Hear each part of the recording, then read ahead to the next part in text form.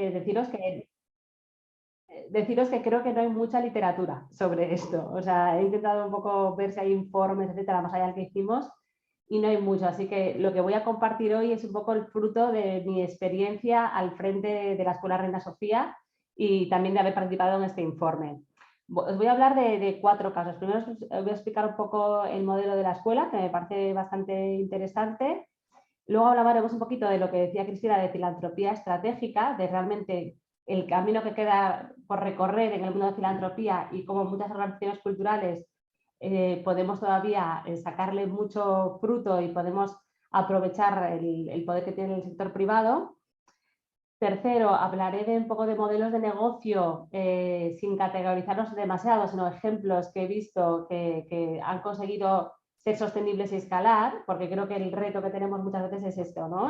La sostenibilidad y escalar para conseguir que el impacto sea mucho más grande. Y tercero, el cuarto punto sería cuestiones que nos debemos plantear cuando estamos pensando en nuestro modelo de negocio, ¿no? Y en esa sostenibilidad y en esa escalabilidad. Entonces, como decía Cristina, yo tengo pues un perfil híbrido, por poner un nombre, en el que sí empecé mi trayectoria profesional en el mundo puro del sector privado, trabajé en KPMG asesorando a empresas de capital riesgo, en decisiones de inversión, estudié en ICADE, luego hice un MBA en Estados Unidos, donde ya se veía que todo el mundo del emprendimiento social, de trabajar con impacto, pues era una tendencia clarísima, esto ya hace 12 años. Y luego cuando acabé, pues me uní a la red Teach for All para empezar en España un proyecto que se llama Empieza por Educar, que a lo mejor algunos que conoceréis, que es una fundación que trata de eliminar las desigualdades educativas atrayendo talento y educación al sector educativo. Y desde hace 8 años dirijo la Escuela de Música Reina Sofía, que es una entidad sin ánimo de lucro, que es el principal programa de la Fundación Albéniz, junto al concurso de piano, y que tiene pues, un impacto muy grande pues, en la vida cultural, ¿no? Y además pues, apoyo y asesoro otros proyectos educativos y culturales como la Academy Impact Through Music, soy patrona de la Fundación Azcay y del Teatro Real. Y esa es mi familia, bueno, que es una parte muy importante de mí. Y ahí tenéis mis datos si que me queréis contactar de cualquier forma posteriormente. Entonces os empezaré hablando un poco, si consigo. Ahora, os hablaré un poco de la Escuela Reina Sofía. Ahí veis el edificio de la escuela que nos alberga desde hace 12 años aproximadamente. Y la Escuela Reina Sofía, no sé si, por cierto, interrumpirme para lo que queráis, a pesar de que al final hay un tiempo dedicado a preguntas, pero si tenéis preguntas de la escuela o lo que queráis, pues feliz de iros respondiendo. Entonces, la Escuela Reina Sofía comenzó su trayectoria hace 30 años, a día de hoy, con un doble objetivo. Por un lado, desarrollar el talento de los jóvenes músicos y por otro lado, acercar la música a la gente. A mí siempre me gusta explicar que somos como una escuela de alto rendimiento profesional y que lo que tratamos es que los músicos que se forman en la escuela consigan tener un empleo como músicos, ¿no? Y que puedan dedicarse realmente a su vocación. Y realmente miramos el éxito de nuestro trabajo porque todos sean empleables. Así que ahí a la derecha podéis ver algunas métricas. Tenemos 150 estudiantes, del 50% son más o menos mujeres, que vienen más de 30 países, y el modelo está basado en el talento, ¿no? Pues cada año para entrar en la escuela tenemos 30 plazas nuevas, tenemos como un 600 applications, o sea, un 5% de tasa de aceptación. Profesores que vienen de todo el mundo y ese es el modelo un poco de atracción de talento. Luego la parte que cambiamos hace 3 o 4 años porque realmente queríamos ser una escuela más inclusiva es que es un sistema de matrícula gratuita, o sea, realmente acceden a la mejor formación, pero sin tener que pagar matrícula porque conseguimos becas de nuestros mecenas y luego organizamos más de 300 conciertos al año, tenemos más de 100.000 espectadores, eso en la parte presencial. Además tenemos muchísima presencia en la parte digital para tratar de que lo que hacemos en este edificio pues tenga mucho más impacto y tenemos un 100% de empleabilidad. Por eso tratamos eso, de ese objetivo de que los músicos se desarrollen y acercar la música a la gente. y también tratando cada vez más de darle un perfil al músico que vaya más allá de un intérprete, sino que sea, como decimos, un embajador de la música. Es decir, que cuestione cómo a través de la música puede ayudar a contribuir a algunos de los grandes retos que hay en la sociedad, y para eso desde hace 6 años tenemos un proyecto de emprendimiento e innovación social donde nuestros músicos trabajan con muchas ONGs o con muchas iniciativas que les gustan, desde mujeres víctimas de violencia de género, jóvenes en encuentros vulnerables en la parte de educación, niños con necesidades educativas especiales, para tratar que la música y la cultura pues, pueda ayudarles, ¿no?, en su desarrollo, a expresar sus emociones, a no sentirse tan solos, cada uno pues, va haciendo su parte, ¿no? Entonces, un poco sobre la escuela. Deciros que aunque veis es una escuela relativamente pequeña en el sentido de que solamente son 150 alumnos, sin embargo, el impacto que tenemos va mucho más allá de los 150 alumnos que consiguen su trabajo como músicos. A día de hoy, pues tenemos como un 15% de los músicos de las orquestas de España son antiguos alumnos de la escuela. Muchos están haciendo carreras en las principales orquestas de Europa, pero además tenemos otros programas, además de nuestro core, para llegar a más personas, ¿no? 400 alumnos pasan por los mismos programas cada año, hacemos un summer camp en verano, también hacemos otros programas digitales, tenemos un acuerdo, por ejemplo, con la UNIR para hacer clases de apreciación musical. Luego organizamos muchísimos conciertos. Si alguno que vive en Madrid o quiere venir, en la Plaza Oriente tenemos nuestra sede con más de 300 conciertos en total y 100 gratuitos. Y también trabajamos mucho con colegios y hospitales llevando la música, con 8.000 niños. Lo que os decía antes, la parte digital es enorme. Tenemos un canal YouTube, un canal que se llama Canal de Escuela, donde ponemos nuestras masterclasses y nuestros conciertos. Y luego trabajamos muy de la mano, por eso hablábamos de la parte de filantropía estratégica, trabajamos muy de la mano con mecenas y socios, ¿no? Tratando de que la cultura también esté más presente en el mundo de la empresa, ¿no? Aparte de ayudarnos en la parte de financiación. Entonces, aquí, bueno, estamos un poco, como hoy vamos a hablar de modelos de negocio, os voy a destripar un poco nuestro modelo de negocio, ¿no? Tenemos, ahí si veis el gráfico de la izquierda, es nuestra distribución de ingresos. Son 6,4 millones al año, varía un poco, este año llegaremos a 7, pero en torno a 6-7 millones en los últimos años, en los que 4,3 millones, casi un 70%, proviene de mecenazgo, ¿vale? 1,3 millones viene de subvenciones públicas de distintos agentes de la administración y 0,8 millones, que es como un poquito menos de un 10%, viene de ingresos propios. Ahí en el gráfico del medio vais a ver cómo dentro de esos 4 millones de mecenazgo realmente es muy diversificado, ¿no? Arriba veis dos gráficos, abajo en el gráfico de la X veis cuánto nos dan aquellos patronos o mecenas que nos dan más de 200.000 euros, en el siguiente entre 100 y 200.000, el tercero entre 50 y 100.000 y cuarto menos de 500.000 hasta llegar hasta 4,5 millones que conseguimos este año, ¿no?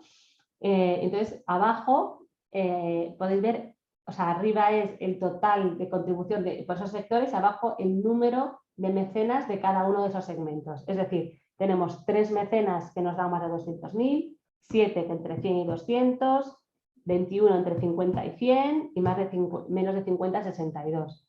Para explicaros que al final el tema de la diversificación para nosotros es muy importante y no concentrar toda tu red de financiación en uno o dos patrocinadores. Lógicamente, cuando uno empieza es normal que vayas comenzando con pocos, pero que es tan sostenible diversificar fuentes de financiación como dentro de las fuentes de financiación, en este caso mecenazgo, tengas una base diversificada.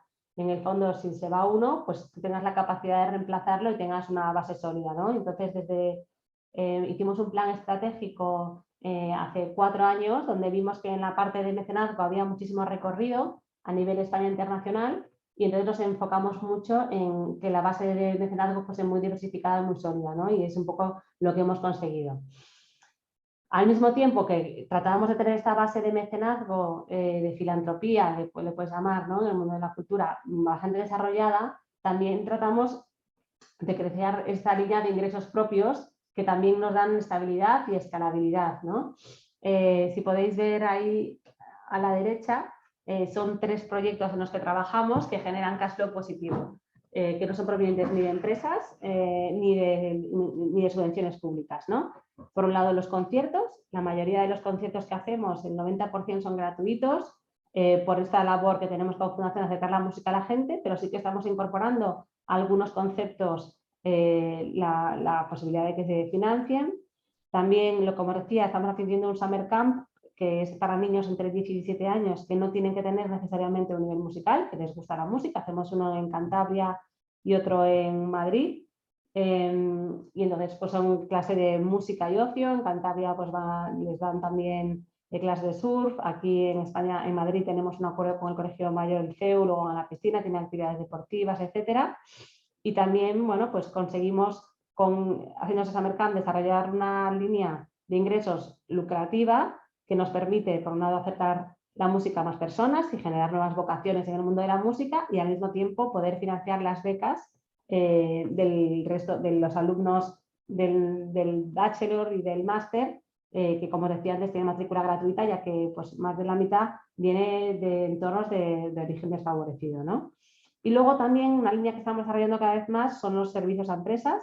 Esto es en nuestro plan que estamos elaborando ahora, es el siguiente foco. Vemos que hay muchísimo poder, ¿no?, en llevar la música y la cultura a las empresas. Todavía no se ha hecho demasiado, no solamente a nivel de eventos corporativos, sino también hacer talleres y apoyarles en su misión. Y entonces son estas 3 líneas las que estamos diversificando y que a día de hoy suponen estos 0,8 millones de ingresos. Es un poco sobre el modelo de la escuela.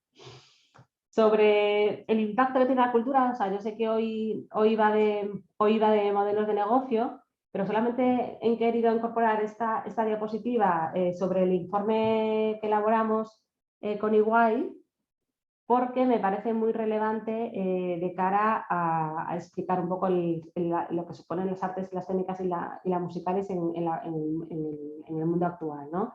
Es cierto que el informe es el valor de la cultura, nos hemos centrado en la música clásica y las artes escénicas. Esto, de los proyectos que estáis aquí presentes, pues el teatro estaría incluido, la danza, hay otros que no tanto, pero seguro que algunos de estos impactos también trascienden a las artes escénicas y musicales, también se pueden aplicar se pueden aplicar a otros subsectores dentro del mundo cultural. Y el objetivo por el que quisimos explicar un poco el impacto es que veíamos que no había como una narrativa estructurada del impacto que suponía la cultura de transformación en la sociedad, ¿no? Realmente crear una teoría de cambio del sector que fuese más allá de ver la cultura como un entretenimiento o con muchas definiciones inconexas, y pudiésemos unir pues, toda la literatura, los principales informes que se hayan elaborado sobre el impacto que tiene en la sociedad para realmente transformarlas a largo plazo y hacer que seamos sociedades mucho más inclusivas, ¿no? Ahí podéis ver la fuente, pero bueno, pues hemos demostrado cómo la cultura ayuda a mejorar la calidad de la educación, la mejora de la empleabilidad y desarrollo profesional, la mejora del bienestar y de la calidad de vida, creando unas sociedades más inclusivas y sostenibles, y en la mejora de la felicidad. Os podría explicar más de cada uno de ellos, pero ahora simplemente para que tuvieseis este framework, y luego si queréis os mandaré el informe, porque es cierto que cuando, sobre todo de cara al sector corporativo, al sector público, cuando estamos accediendo a financiación, bueno, yo me he encontrado en muchas ocasiones, ¿no?, que te dicen, pues, primero son los temas sociales o más urgentes, ¿no?, y apremiantes relacionados con la pobreza. Y a mí me da mucha rabia, porque creo que la cultura es tan social o tan importante y realmente estratégico para la sociedad como otros proyectos, ¿no? Entonces, este framework, este marco nos ha ayudado a explicar mejor de cara pues, al sector público, al sector privado, la relevancia que tiene que una sociedad se comprometa con la cultura. Como os decía antes, si algo tenemos más experiencia, ¿no?, o yo personalmente en las escuelas, en lo que se podría decir la filantropía estratégica, ¿no?, que es hacia donde yo creo que van cada vez más el sector empresarial y los filántropos de fundaciones privadas, que realmente buscan integrar la filantropía dentro de la estrategia de la compañía, ¿no? No es algo que sea aislado el departamento de RSC, ¿no?, como algo al margen de lo que está haciendo la empresa, sino que busca que haya un beneficio mutuo a nivel todos los stakeholders de la empresa, es decir, tanto a nivel los empleados, los clientes, los directivos, los proveedores, sus accionistas, como con la sociedad, ¿no? Que sea algo que sea realmente recíproco, que combine realmente un beneficio económico y social. Esto seguro que ya habéis hablado mucho, pero bueno, no son años que llevo un poco trabajando en este proyecto, ¿no? En concreto en la escuela llevo 8, luego con Métrica para Educar, que también hacía mucho fundraising, estuve 4. Sí que he visto una evolución en conforme las personas, sobre todo del ámbito empresarial, de las corporaciones, se acercan a la filantropía y las fundaciones, ¿no? Como algo que está mucho más integrado en su estrategia, es importante para ellos y quieren que trascienda a un departamento, algo que era un poco adyacente.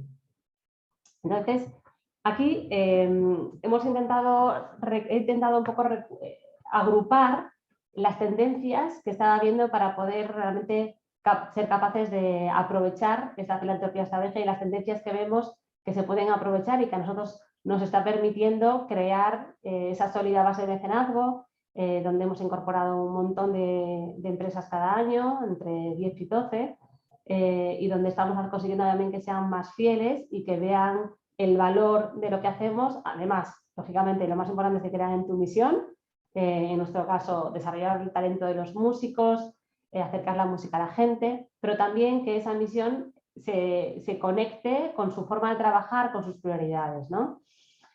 Creo que bueno, la evolución que he visto cuando me he dedicado a conseguir fondos, ¿no? para nuestro proyecto, es que cuando empecé yo me dedicaba más a contar lo maravilloso que era nuestro proyecto, ¿no? Porque había que financiarlo, cuál era nuestra misión, cuál era nuestra visión, nuestro impacto y por lo tanto por qué esa empresa debería o esa fundación debería realmente apoyarnos, ¿no? Y esto ha evolucionado realmente sea una conversación en la que nosotros intentamos comprender muy bien cuáles son esas prioridades que existen en el sector empresarial, en las fundaciones, cuáles son los objetivos, qué es lo que les está preocupando y cómo nosotros podemos ayudarnos a alinearnos con esas prioridades y enriquecer a esas prioridades, ¿no? Aquí he puesto 4 bloques que son lo que más vemos que nos piden las empresas y donde también nosotros nos sentimos cómodos de que podemos aportar sin renunciar nunca a nuestra misión y desde nuestra experiencia, ¿no? Un punto clarísimo son experiencias de clientes. Nosotros vemos que el arte y la cultura apuesta muchísimo a lo que es la experiencia de los clientes para experiencias de marketing, ¿no? Y muchas veces los departamentos de marketing de comunicación buscan experiencias que sean realmente memorables, están un poco cansados de las fórmulas de siempre y buscan algo que les haga vivir a sus clientes una experiencia que les humanice, que les conecte con ellos mismos, ¿no? Entonces, por ejemplo, ahí puse un ejemplo de algo que hicimos hace 2 años, justo antes de la pandemia, con Telefónica, que se llamaba Cuadros Cantados, que también fue en colaboración con Museo del Prado y fue para los clientes de Movistar Lights.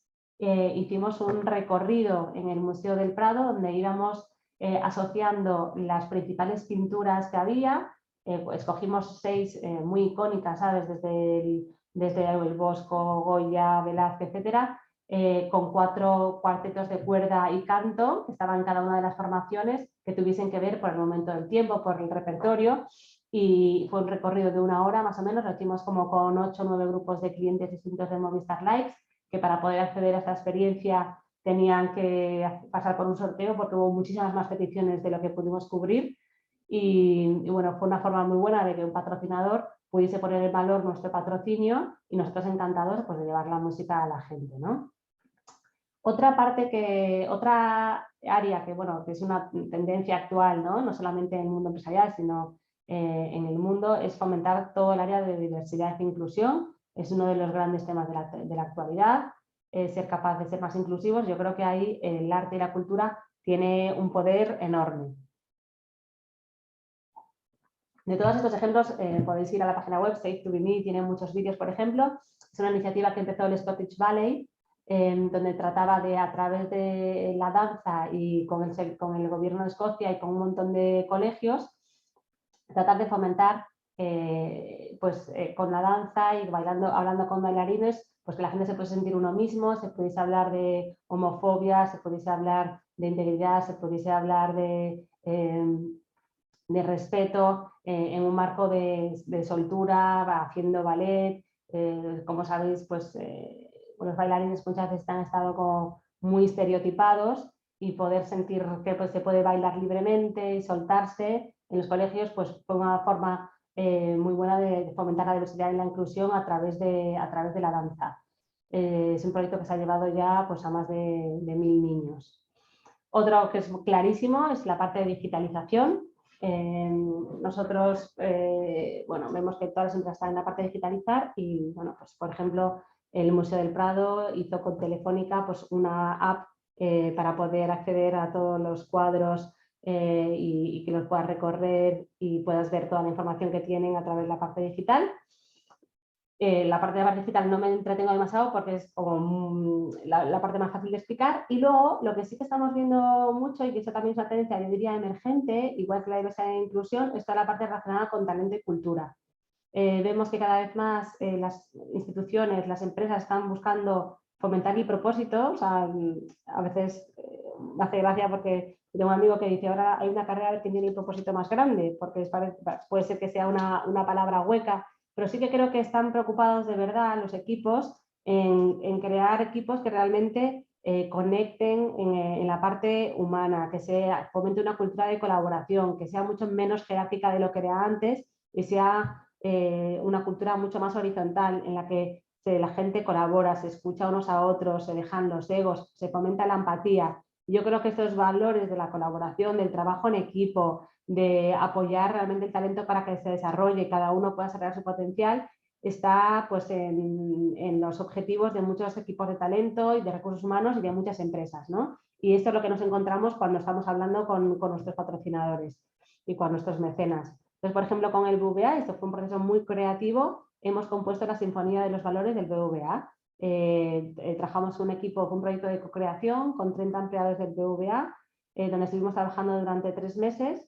Hicimos una sinfonía en que cada uno de los movimientos se adecuaba a un valor del BBVA. Todo este proceso se grabó y luego el presidente lo presentó a sus más de 100.000 empleados online, interpretado por los alumnos de la Escuela Reina Sofía, ¿no? Y co-creado gracias a los empleados del BBVA, que no necesariamente tenían que saber de música, porque algunos ponían las letras, otros ponían el ritmo, etcétera.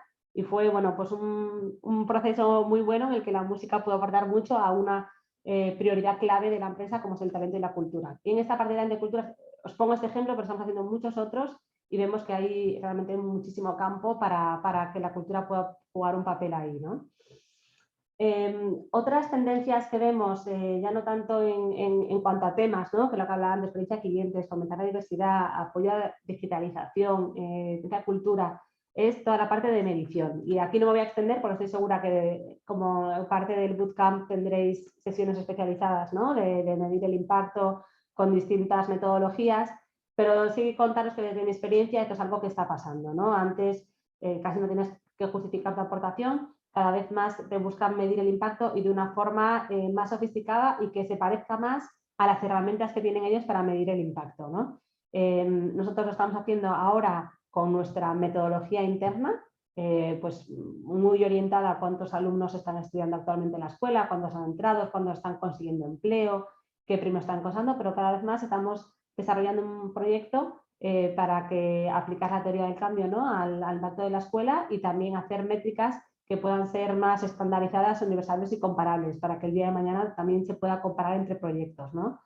Y esto también es una tendencia clara y te permite hablar el mismo lenguaje que el sector empresarial, lo que siempre te acerca más a ellos, ¿no? El tercer punto que vemos, y un poco relacionado con lo que decía arriba, es que ya no es lo que decía antes, tengo esos 3 productos, ¿cuál me patrocinas, ¿no? O cuál quieres apoyar, que también pasa, ojo, y bienvenidísimo. Pero que buscamos que sean proyectos donde se co-crean, donde realmente hay un esfuerzo de personalización, una escucha muy activa por parte de la empresa y que se impliquen mucho en la causa, que se puedan beneficiar siempre pues, los empleados, ¿no? como os comentaba, el ejemplo de VA fue con los empleados, el ejemplo de Telefónica fue con los clientes.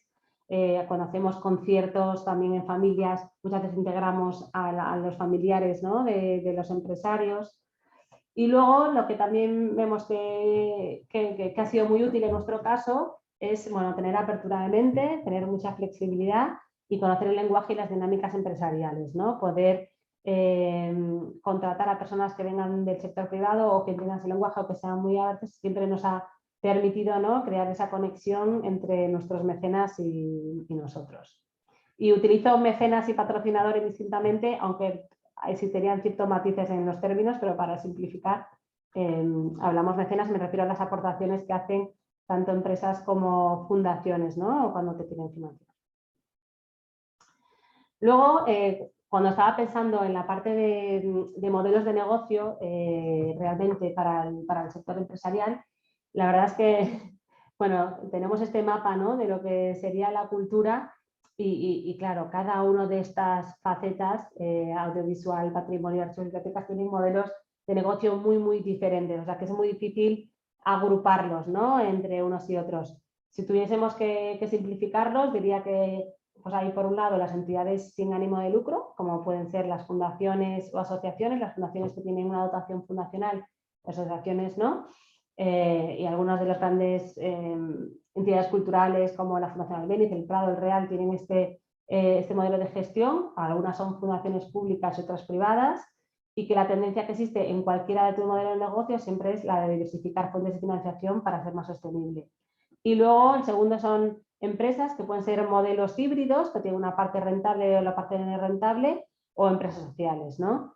Algunas, por ejemplo, con un ámbito más puramente comercial, como puede ser pues, el Circo del Sol o la Fura del Baus, y ahora también estamos viendo modelos híbridos como el Círculo de Bellas Artes o la Filarmonie des Enfants, que vamos a ir pues, viendo ahora, ¿no?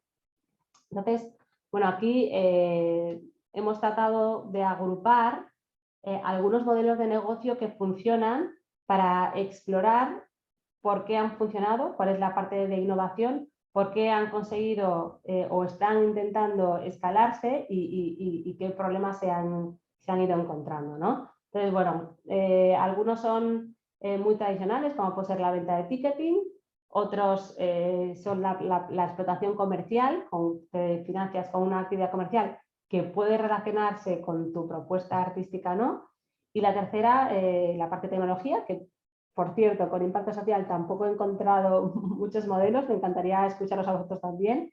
Y la parte, pues, encontrar modelos como puede ser una franquicia que tradicionalmente se ha reutilizado para el sector empresarial, que ya vemos que se están empezando a aplicar para temas de educación o de música, ¿no? Y acuerdos con otras entidades.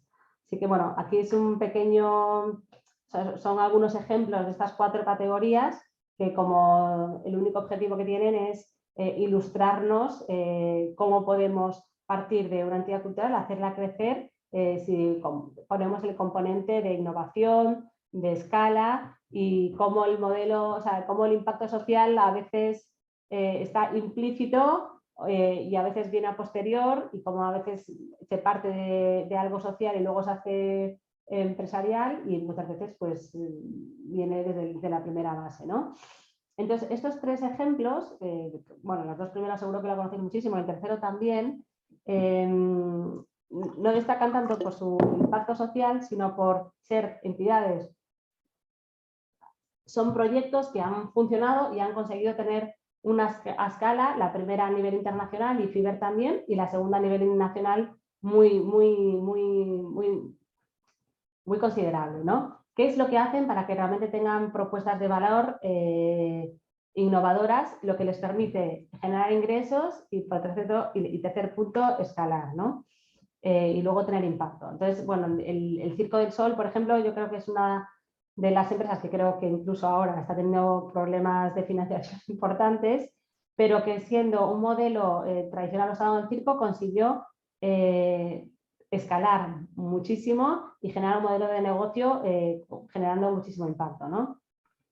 Y ahí, bueno, pues cuando os explicaron, creo que ya lo habéis dado, ¿no? El que viene a ser el Social Business Model o el Business Model Canvas, es pensar un poco la propuesta de valor, los atributos que hay ellos, bueno, pues no voy a entrar mucho porque ya conocéis, pero consiguieron reducir atributos que la gente no valoraba, como por ejemplo estrellas conocidas y animales, incluir otros como la danza y temas para cada producción que la gente le daba mucho valor. Entonces, lo que me gusta del caso de Circo del Sol es el análisis de los atributos, que es aquellos atributos que tienen un determinado espectáculo o una determinada propuesta artística que a veces no se valoran y sin embargo no tienen mucho coste y podemos eliminar otros atributos que la gente los valora muchísimo y tienen menor coste y lo que te permiten es pues, reducir el coste, por ejemplo, no tener estrellas conocidas, animales y al mismo tiempo tener un sobreprecio al tradicional y por lo tanto poder invertir, ¿no? Porque muchas veces lo que pasa en las entidades culturales es que te metes en pequeños negocios, a nosotros por ejemplo nos pasa a veces con algunos conciertos, que te sirve para cubrirte coste, pero no te dan margen para poder invertir y por lo tanto para poder escalar, para poder contratar a nuevas personas. Entonces tenemos que, cuando estamos pasando un modelo de negocio, siempre no solamente es que genere ingresos, sino la rentabilidad para pensar en el futuro, para pensar en cómo invierto, pensar en cómo escalo, ¿no? Y entonces el mensaje me gusta decir con el Sol es que fueron capaces de pensar los atributos, reduciendo aquellos que tenían un sobrecoste, incluyendo otros que la gente valoraba y que no tenían sobrecoste y así poder escalarlo. Y bueno, luego lo que hicieron para escalarlo es crear una compañía internacional con un montón de bailarines y acróbatas muy extensa que les permite crecer, ¿no?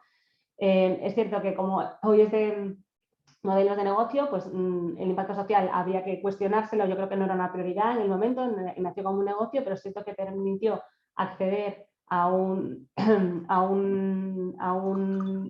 negocio, una propuesta artística como era el teatro, pues a muchísimas personas, ¿no? La Fura dels Baus, seguro que también la conocéis todos muchísimo.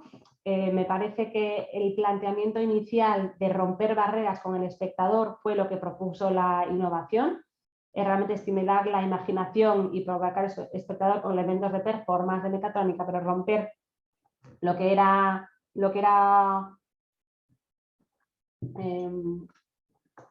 romper un poco lo que estaba acostumbrado a ver el espectador, atreverte, ¿no? a incorporar recursos nuevos y incorporar pues, música, movimiento, escenografía, ¿no? Con tecnología. Esto, una vez más, permite tener tickets un poco más altos, lo que te permite al mismo tiempo poder invertir, poder innovar, ¿no? Y como siempre, ¿qué es lo que le ha dado la escala? Que se han ido diversificando nuevos verticales. Empezaron con teatro de texto, luego teatro digital y ahora, por ejemplo, están haciendo incluso ópera. Hemos visto óperas fantásticas en el Real con escenografía de la Fura dels Baus y entrando en el género cinematográfico, ¿no? Luego seguro habléis, probablemente he escuchado hablar de Fiverr. Fiverr es una empresa que se creó hace 3 o 4 años.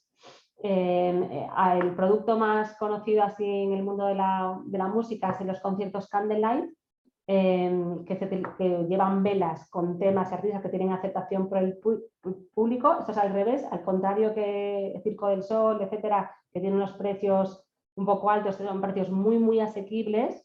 Y entonces, bueno, pues, ¿cuál fue la innovación? Primero, que crearon una plataforma donde les explicaban cuáles eran los planes que había en la ciudad continuamente, donde podías ver lo que le gustaba a la gente cercana a ti. Una vez que tenían esta plataforma, que se llama Madrid Secreto, en el caso de Madrid, pero que ahora está en 80 ciudades distintas, que permitía muy fácil comprar las entradas y seguir a la gente que le importa, ¿no?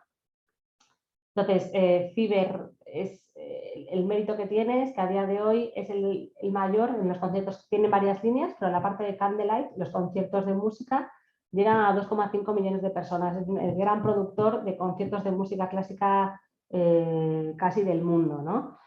Y aunque es cierto que hay un debate, ¿no? sobre las propuestas artísticas que hay, porque suelen hacer, ellos dicen que utilizando inteligencia artificial, pero bueno, lo que utilizan realmente son programas pues muy conocidos, sin darle, pues ponen a Coldplay, a Queen, etcétera. No incluye mucho la innovación en la parte artística, pero que donde nos podemos quedar es que utilizando la tecnología y haciendo una plataforma donde tiene mucha habilidad de género, donde está muy fácil comprar la entrada, consiguen crear un modelo de negocio que crece y que es sostenible, ¿no? Entonces, ¿qué podemos aprender de esa experiencia que puede ser trasladadas a otras, ¿no? Y luego también fueron bastante valientes, tuvieron una visión empresarial porque empezaron a desarrollar estas plataformas como Madrid Secreto en varias ciudades a la vez. Con lo cual, desde el principio tenían escala para hacerse conocidos unos a otros, ¿no? Eso en la parte de ventas de tickets. En la parte de explotación comercial, por ejemplo, este es el caso del Círculo de Bellas Artes, que seguro que sabéis que es una de las grandes entidades culturales de Madrid. Es un círculo que tiene un formato de asociación, que hablábamos antes. Cuando tienes un formato de fundación o asociación, también puedes tener actividad económica. Lo que no puedes hacer es distribuir ingresos entre tu patronato y no puedes tener ánimo de lucro, ¿no? Pero, por ejemplo, el Círculo de Bellas Artes es un centro multidisciplinar donde se desarrollan actividades que abarcan desde las artes plásticas, la literatura, la ciencia, la música, la filosofía. Es realmente un centro de parte cultural y, sin embargo, su modelo de generación de ingresos es mediante 2/3 es a través de la cafetería y los espacios de empresas, alquiler de espacios de empresas. Es decir, han disociado completamente lo que sería su impacto social o su impacto cultural, que está basado en la divulgación, en las exposiciones, etcétera, de la fuente de ingresos, que es puramente empresarial, con una cafetería. Incluso tiene una empresa que se dedica a dedicarle a alquilar los espacios a empresas para cualquier tipo de evento corporativo, ¿no? Perdona que te corte, pero en el caso del Círculo de Bellas Artes eso sería una cosa negativa, ¿no? Porque hace que pierda su independencia sobre la programación cultural y por tanto disminuye su capacidad de impacto social porque no tiene la narrativa en la programación. ¿Por qué dices que pierde la independencia? Porque si alquila los espacios a otras empresas o instituciones para que hagan allí sus actividades, en el fondo debe alquilarlos a quien sea que se los demande, ¿no? Sí, bueno, no, a ver, perdona, su espacio es suficientemente grande como para que tenga un espacio reservado para las empresas y luego tiene otro para hacer, tiene un auditorio donde programan continuamente un ciclo de jazz y de música clásica, tiene un espacio expositivo con exposiciones continuamente. Entonces, la parte de generación de ingresos que viene del mundo de las empresas jamás entra en conflicto con la parte que es la programación que tienen ellos para la parte de música, de arte, de literatura. O sea, ellos separan la vía de financiación de la programación y nunca la programación artística que tienen, nunca una empresa tiene nada que decir. Eso es sobre la junta de dirección que pertenece a la asociación, sobre la programación artística y cultural. Es cierto que te digo, 2/3 son la cafetería y alquiler de espacios, y 1/3 también tiene un poco de ticketing, ¿no? Cuando vas a ver a un concierto, cuando pagas por una exposición, pero es 1/3 de los ingresos totales. O sea, no cubriría el coste total de lo que representa. ¿Y no tiene ninguna subvención pública? Me extraña Sí, muchísimo. también tiene subvención pública. Sí, sí, sí, sí, sí, sí. Sí que también tiene.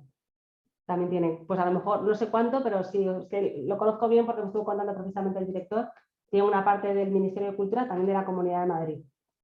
También tiene, pero la parte una parte de financiación importante es la cafetería de alquiler, ya te digo, pero sin ningún tipo de poder de decisión, ¿sabes?, sobre la programación o la misión que tiene el Círculo de Bellas Artes.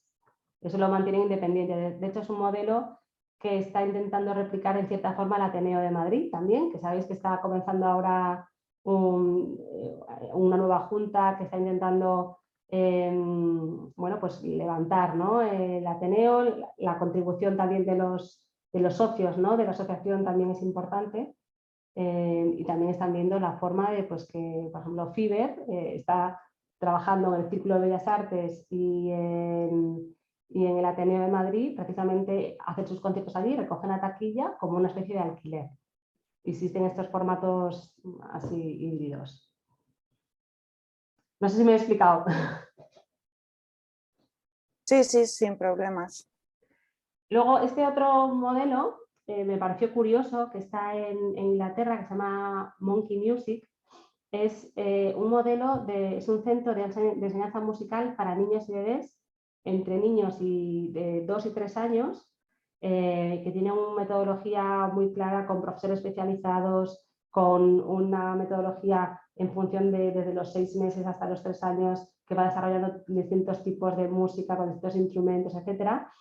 Y bueno, lo que me llamó la atención de este modelo es que se aplicase el modelo de franquicia a una red de enseñanza musical, con lo cual la cobra de dos formas, ¿no? Los de Monkey Music, por un lado, pago por clases, como si fuese una academia de música tradicional, y al mismo tiempo por franquiciar la franquicia, ¿no?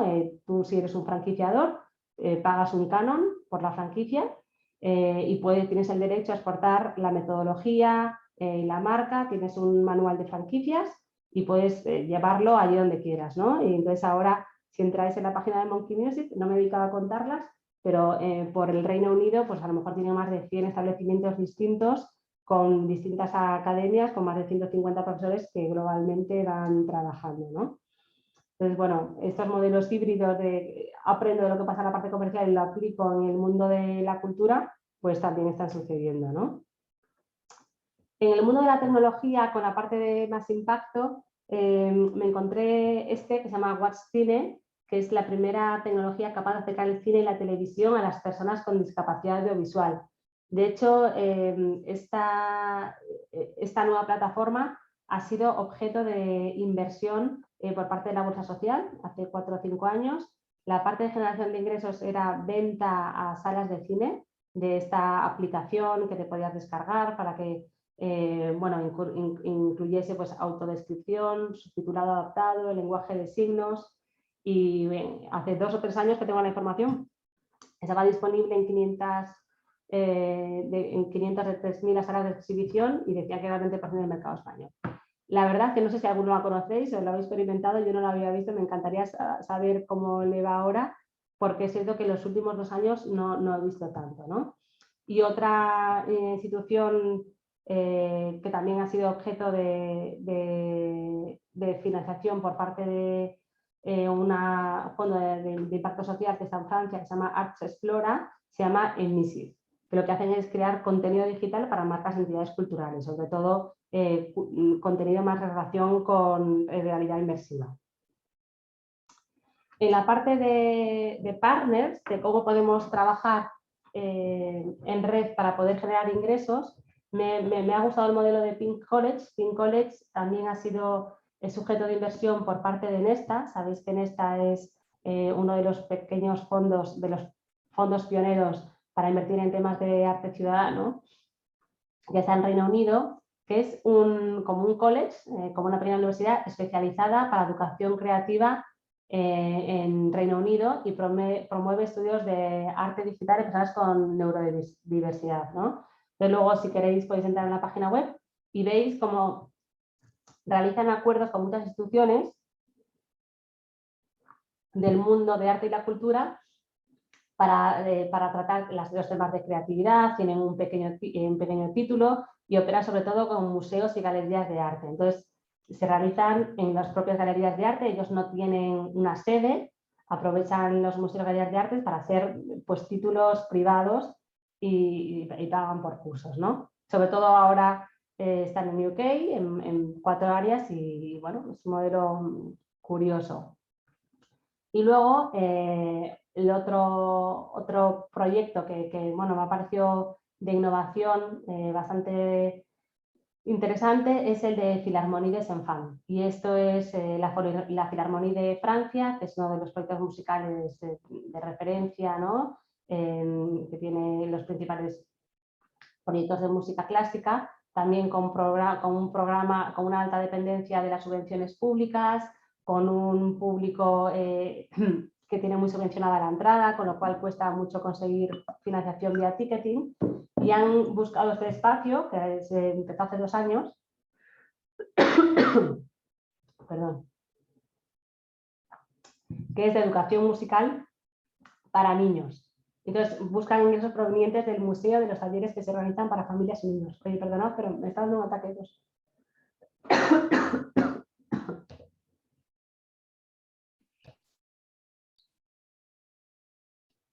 Cristina, cuéntales algo porque necesito toser tranquilamente, 1 minuto. Sí, no, al final es verdad que, no sé si estuvisteis en el evento de presentación de Tina que hicimos en Madrid alguno, trajimos a la persona de Nesta y luego pudimos ir a hablar con ella y realmente es que modelos de negocio en el ámbito cultural hipersociales, todavía faltan, hipersociales me refiero porque hemos hablado antes de la accesibilidad, ¿no? Entonces quizá en estos modelos, pues igual si nos ponemos a mirar el precio del curso, ¿no? Es caro, supongo que tendrán modelos híbridos, ¿eh?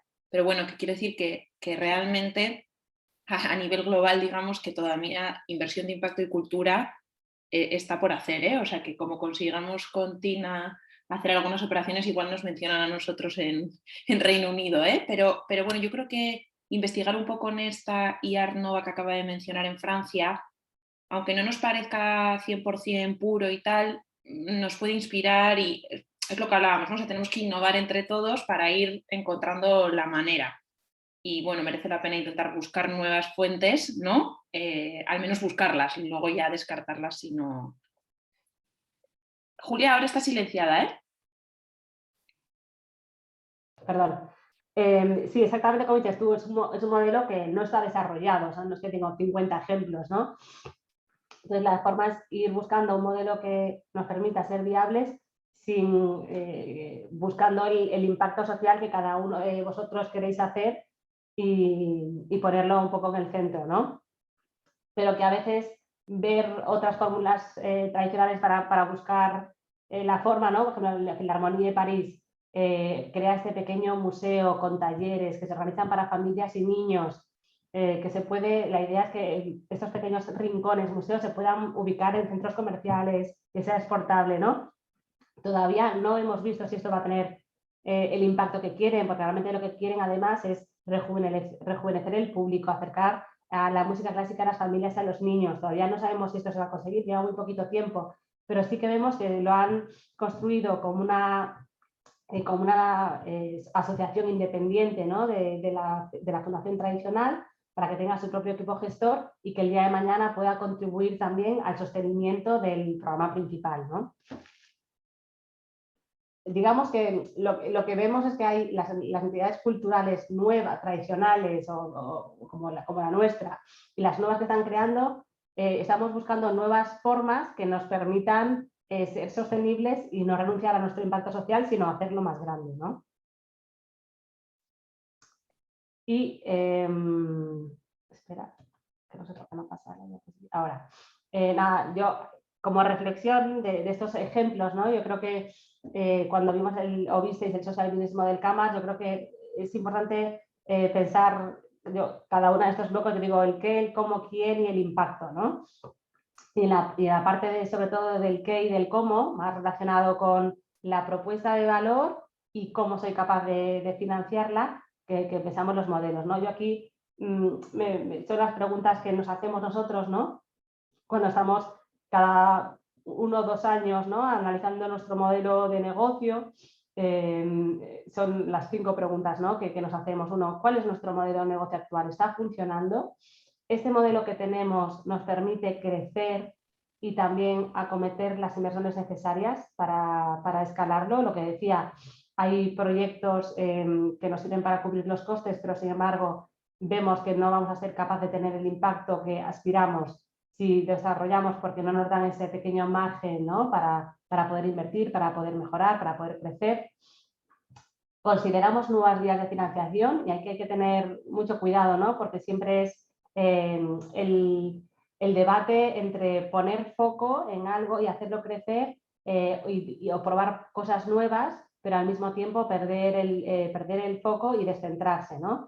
Entonces, cuando consideramos una nueva financiación, ¿cómo destinamos nuestros recursos, ¿no? Internamente? Nosotros tenemos un equipo pues, muy enfocado de desarrollo, ¿no? Que se llama una dirección de desarrollo, donde estamos continuamente estudiando las vías de financiación y siempre pues, dedicamos el 80% de nuestro tiempo a aquellas que pensamos, en este caso mecenazgo, que nos va a dar un mayor retorno, pero también un 20% de nuestro tiempo y de nuestro equipo a buscar vías de financiación para el futuro, sabiendo que estas nuevas vías de financiación pueden funcionar o no pueden funcionar, porque son también vías de innovación, pero si nunca consigues desarrollarlas e innovar, nunca vas a saber si funcionan, ¿no? Entonces siempre la ecuación de esfuerzo e ingreso, o sea, necesito invertir para conseguir nuevas fuentes, tiempo de personas, gente y al mismo tiempo estar ingresos. Yo creo que luego es útil tener unas métricas que nos permiten adaptar nuestra estrategia, ¿no? Nosotros cuando buscamos nuevas líneas de ingresos, os puedo dar el ejemplo del Summer Camp o el curso que hemos hecho en colaboración con alguna universidad donde compartimos ingresos. Decimos, bueno, pues este es nuestro objetivo de aquí a un año. Vamos a ver si lo conseguimos. Si conseguimos conseguir los objetivos de número de niños, de ingresos esperados, de precio, etcétera, entonces vemos que vamos bien. Y si no, ¿qué tenemos que hacer para que esto realmente sea sostenible? Tenemos que conseguir modificar el precio. Ha habido una fase de comunicación, incluso decir, oye, pues hemos visto que esta vía se puede adaptar, o si no se puede adaptar, estas 3 acciones, ¿no? Pues parar. Ha llegado un momento que a veces nos hemos empeñado, ¿no? Yo estoy empezando, por ejemplo, el programa de amigos que tenemos en la escuela, que es una línea para generar nuevos amigos con pequeñas aportaciones, que suponía muchísima dedicación por parte del equipo, pues para darles contrapartidas, para que a nuestros conciertos, pero luego es cierto que como vía de financiación no suponía tanto. Entonces, al final decíamos, oye, pues lo paramos, dejamos de invertir en esto porque lo que estamos poniendo por parte de dedicación, de esfuerzo, etcétera, con respecto al ingreso que estamos obteniendo, pues no merece la pena, ¿no? O al revés, lo que decía, adaptarlo, y hay veces que realmente para poder ver si una vía de financiación tiene sentido, también hay que invertir más, hay que dedicar una persona en exclusiva para que se dedique a esa. Venga, vamos a lanzar el nuevo área. Por ejemplo, nosotros montamos una parte internacional, de captar mecenas internacionales. Pues para eso necesitas poner a una persona nueva e invertir. Y luego al cabo de un año pararte a ver si lo que ha, con respecto al objetivo, ha funcionado o no, ¿no? Entonces, yo creo que cuando haces un plan un business plan, ¿no? Un plan estratégico, es asumiendo un modelo de negocio determinado, pero creo que hay que hacerse periódicamente, cada 1 o 2 años, revisar el modelo de negocio que tienes para ver si realmente estás por el buen camino, es un modelo que es escalable, que te permite que tu organización sea sostenible, con el que te sientes cómodo porque crees que representa tu forma de conseguir impacto, o si tienes que cambiarlo o incluir nuevas fuentes, porque si no nunca vas a conseguir el objetivo, ¿no? Y yo creo que como gestores este es el ejercicio de cara a la parte económica, ¿no? Y financiera, pues más importante, estar revisando y cuestionándose el modelo de negocio.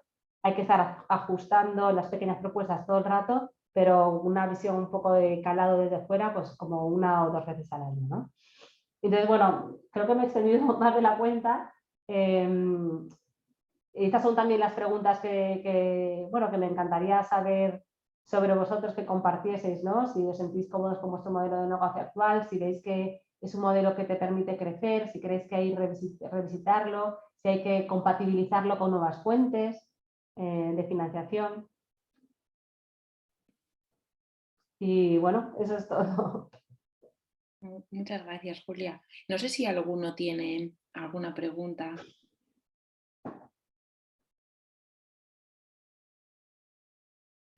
Aplauso.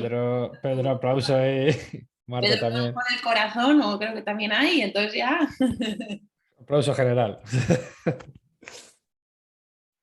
Pues a ver, Pedro y Marta, creo que además del aplauso tienen pregunta. Hemos sido casi simultáneos. Yo le habría dado la palabra a Pedro, porque está muy cerca. Vale. Julia, muchísimas gracias. Yo tenía una pregunta con respecto a mecenas, a esa diferenciación de patrocinio y mecenas. Entiendo de lo poquito que sé, siempre es algo que he querido rozar desde donde estoy, y entender un poquito qué es lo que buscan. O sea, creo entender que hace falta un estatus especial para que puedan entrar, y una serie de condicionantes, ¿no? Para obtener ese estatus. Entonces, bueno, si nos puedes explicar un poquito más eso. Y luego has comentado los departamentos con los que hablas.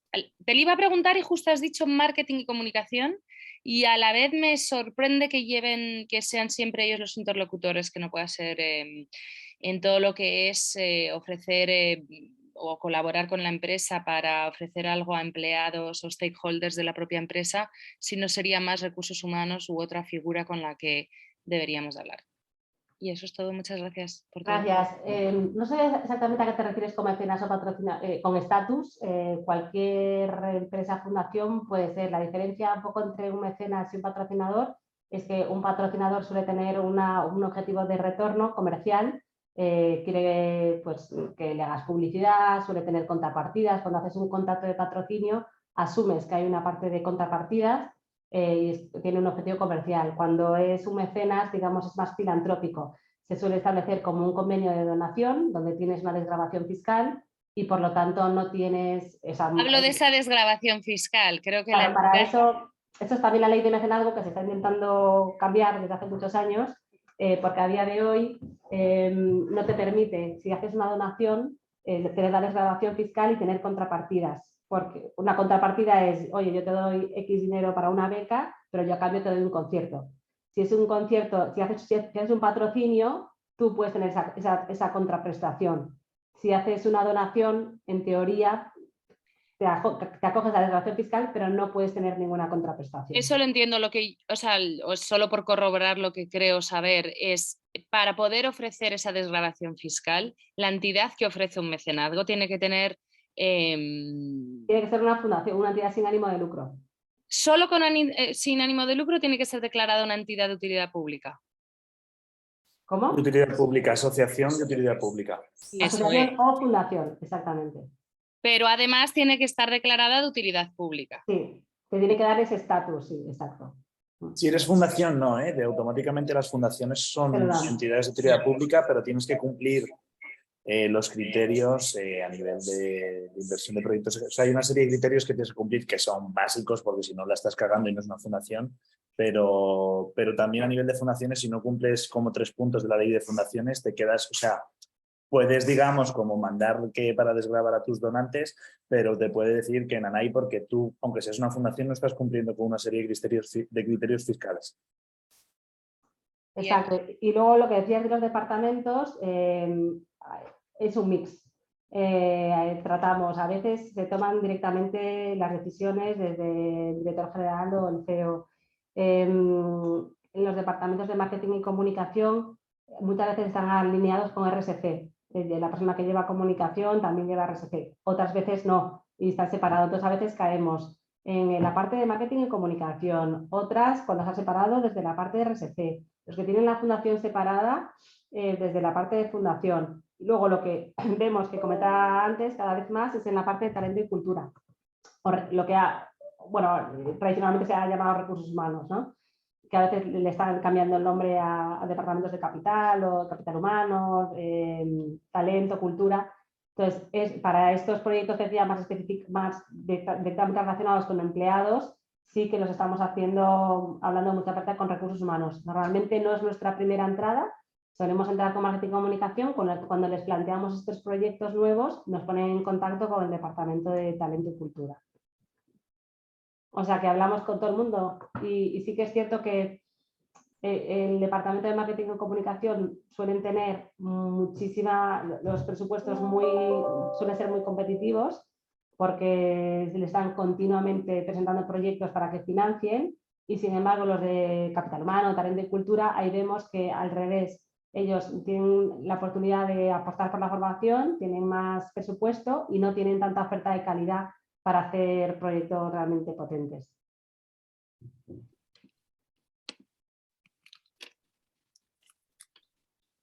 Disparo yo.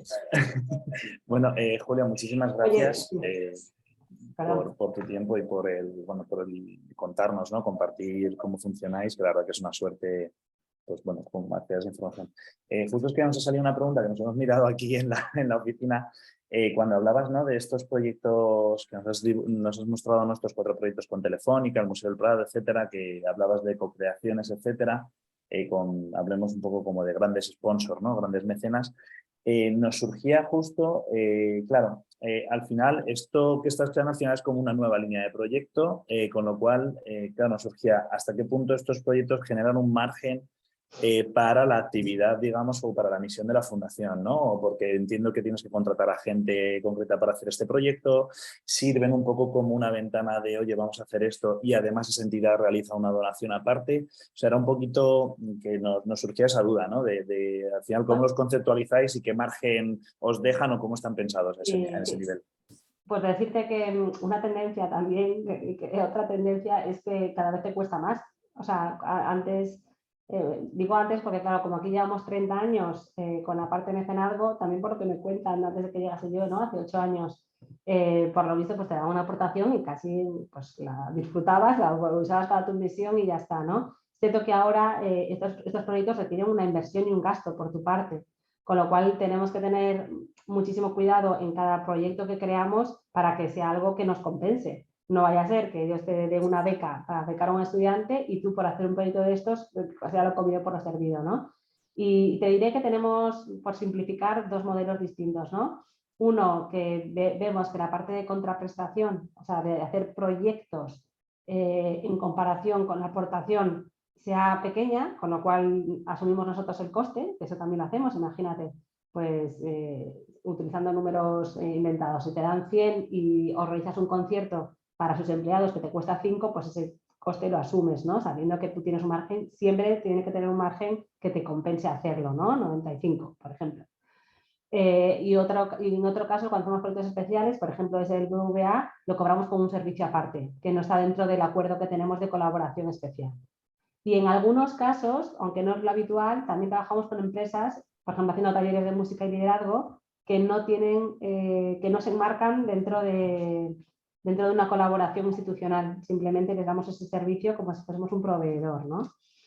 Y la respuesta es que realmente es caso a caso. Siempre miramos muchísimo la parte económica, pero en cada caso vemos cómo lo que te enseñó, también hemos dicho que no. Y hay veces también que a lo mejor llevamos...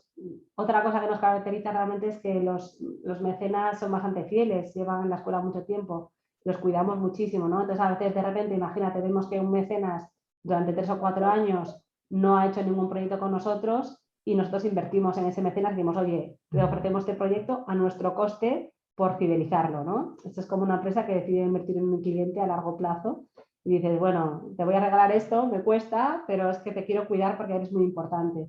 Entonces realmente somos como muy sistemáticos en cómo tratamos nuestros mecenas como si fuesen clientes.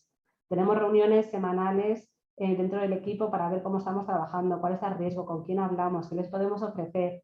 Y a cada uno de una forma muy individualizada y personalizada se le ve qué proyecto se le puede ofrecer y se le trata como una contraprestación o como un servicio aparte en función de la sensibilidad que tenemos también de la persona que tenemos enfrente, de cómo le va a la empresa. Si vemos que la empresa le va bien, exigimos o pedimos un poco más. Si vemos que está pasando un poco un mal momento, pues somos más laxos. Son decisiones muy, muy pormenorizadas. Muchas gracias. Y una cosa, ¿alguna vez ha pasado que alguna de estas empresas con las que habéis realizado un proyecto, como por ejemplo el de BBVA, después fidelices y se convierta en un mecenas estable? O sea, que pase de hacer un proyecto de co-creación, digamos, a que termine siendo un mecenas sostenible a lo largo del tiempo. Pues mira, todavía no, porque la parte de co-creación de proyectos ha venido al revés. O sea, ha venido de que teníamos las relaciones y luego le empezamos a hacer proyectos con ellos, que de empezar a hacer proyectos y luego establecer relaciones. De hecho, como tenemos una base bastante amplia de mecenas, todavía no hemos ido fuera de nuestra base de mecenazgos a vender proyectos, ¿no?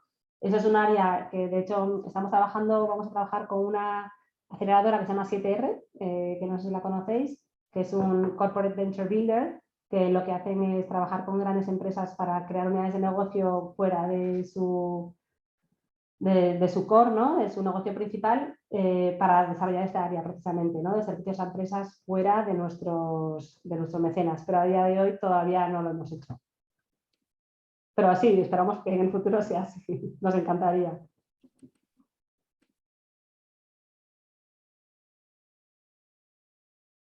Al final es un poco cambiar la lógica, ¿no? O sea, en vez de ver a la gente como un donante, pues le ves como un cliente, que es lo que ha dicho Julia, ¿no? O sea, en el fondo le estás prestando un servicio de impacto social, alguien tiene que estar dispuesto a pagar, ¿no? Y es aplicar la lógica esa de cliente, pero adaptada.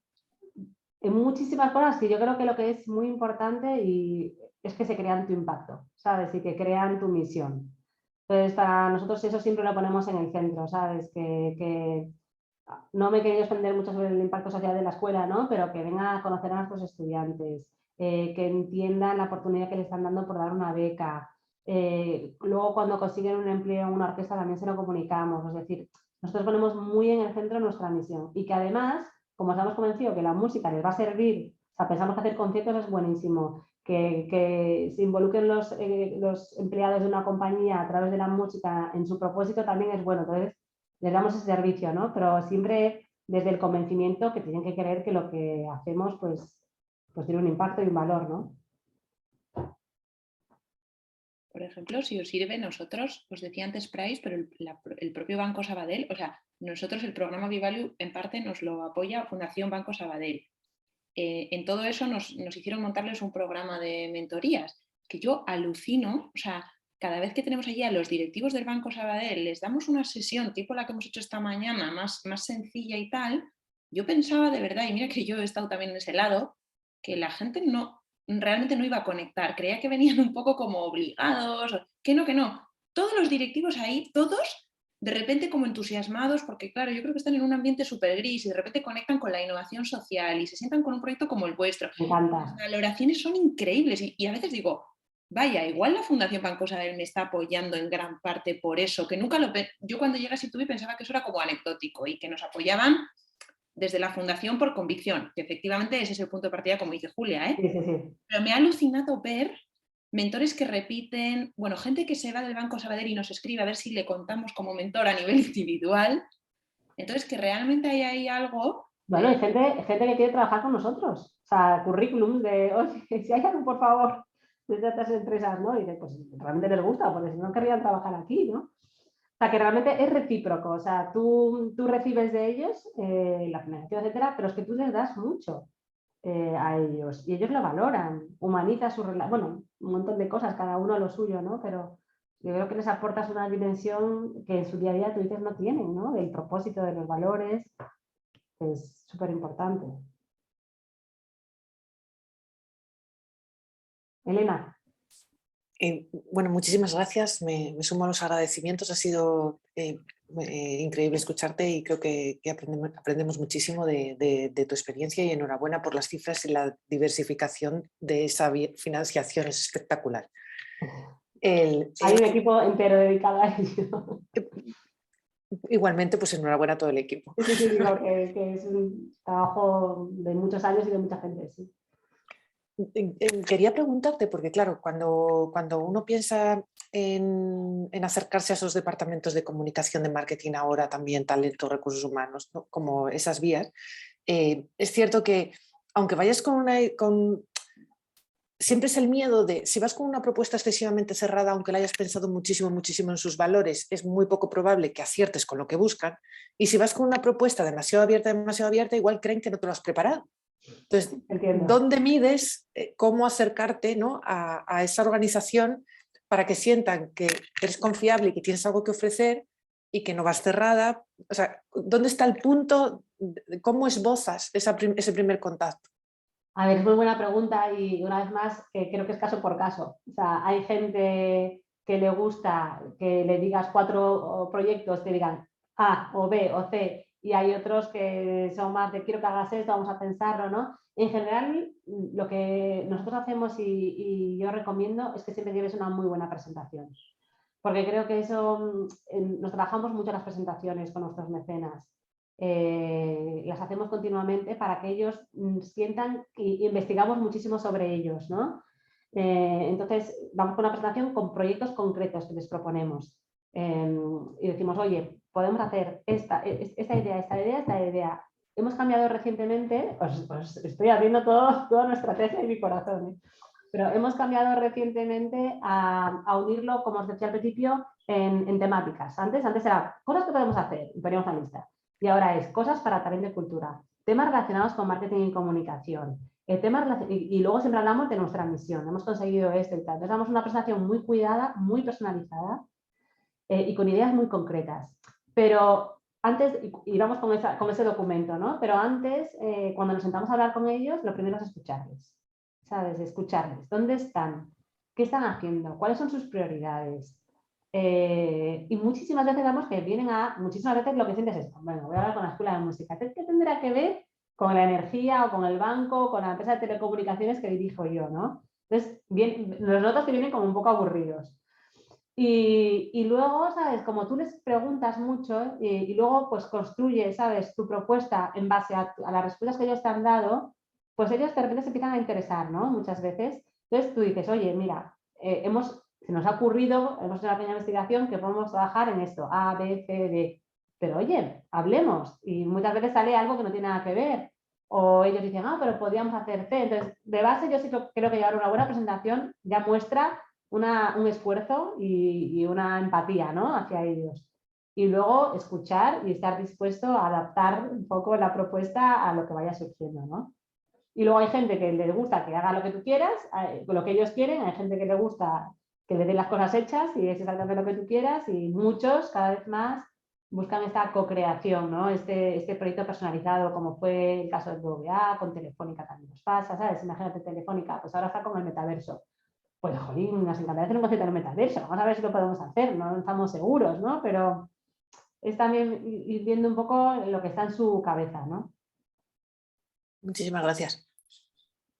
Y luego lo difícil y fácil, es cierto que nosotros ahora partimos de una buena posición porque tenemos acceso, que muchas veces lo difícil es esa primera reunión, ¿no? Para conseguirla. Y ahí siempre pues tratar encontrar contactos de personas que te puedan ir abriendo puertas, ¿no? Y ahí tiramos de todo el mundo, de redes de LinkedIn, de amigos, siempre me puedes presentar a alguien, o sea, somos también muy proactivos en llegar a esa red, que ahora parece que, como tú decías, es muy sólida, pero no siempre fue así. Claro, se ha ido tirando mucho de relaciones, de emails en frío, o sea, de todas estas. O sea, para que tengáis un dato, de 100 empresas a las que contactamos, solemos conseguir entre 5 y 10, o sea, 7. O sea, que hacemos muchísima prospección y mira que ya estamos establecidos y tal, entonces cuando eres más desconocido, pues es más difícil, es lógico. Bueno, millones de gracias, Julia, que ya te hemos extendido un ratito la sesión, pero bueno, creo que por las caras creo que ha sido súper interesante. Bueno, tenéis mis datos y nada, la verdad que es apasionante este mundo, o sea, me encantaría ver aquí de a un año a dos cuáles son los modelos de negocio que existen en el mundo de la cultura, cómo ha evolucionado de ahora, que es incipiente y está emergiendo hacia dónde va, ¿no? Y que la inversión de impacto esté presente todavía más. Sí, sí. Pues nada, muchísimas gracias. Te liberamos. Fenomenal. Y nada, seguro que te contactamos en la fase 2 para algún pequeño A lo libro. que queráis, a vuestra disposición. Un abrazo. Mucho ánimo y enhorabuena a todos. Hasta luego. Ahora, John, creo que salvo los dos que tienen